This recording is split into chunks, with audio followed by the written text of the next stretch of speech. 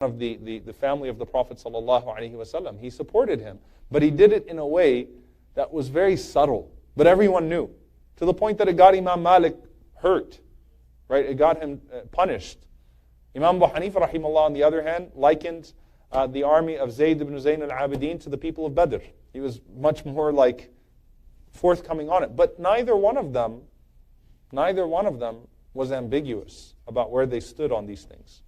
So with imama, with position, comes an even greater responsibility.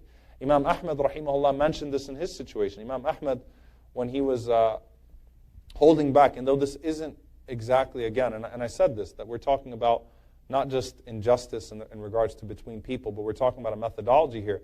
Imam Ahmad rahimahullah, when he was being forced to adopt a doctrine which is not from Islam, and if you say it like this, that he was told to say that the Quran is created and it's not the speech of Allah, it's like, what does that even mean? And exactly, right? It's a very subtle statement, but it has major implications. What was behind that statement was major, and I don't have time to get into all of that right now. Maybe another time, inshallah. But that was plastered all over the masajid, and Imam Ahmad rahimahullah was told, look, by other scholars, he was told, وَلَا تَقْتُلُوا أَنفُسَكُمْ, don't kill yourselves. Like, you're going to kill yourself if you don't just give them that statement that they want to hear.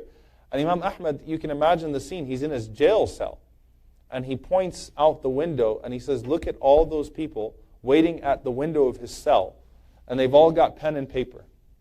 They're literally the reporters.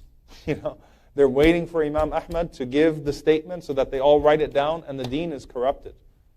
So Imam Ahmad is saying, it's different for me.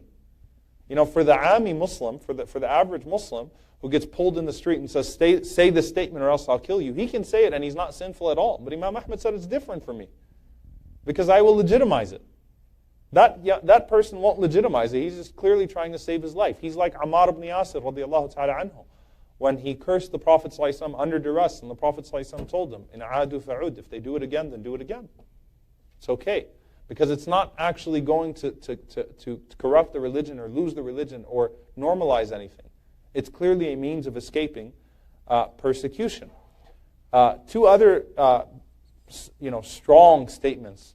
One of them was by Imam al-Harawi rahimahullah ta'ala. Imam al-Harawi, he said that I was subjected to the sword 5 times, meaning I was threatened with execution 5 times.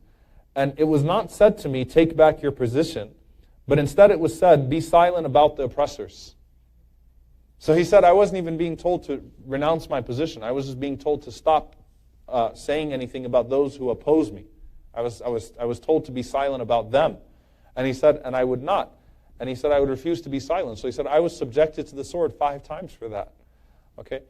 One of my personal favorite statements, Sa'id ibn Jubair, radiallahu ta'ala anhu, one of the great heroes of Islam, the early heroes of Islam, just a mountain of integrity in the face of the injustice of al-Hajjaj ibn Yusuf. Sa'id ibn Jubair, radiallahu ta'ala anhu, showed absolutely no fear to the dhulm of Hajjaj, right? To what Hajjaj threatened him with, and he looked completely at peace and at ease, and that drove Hajjaj crazy.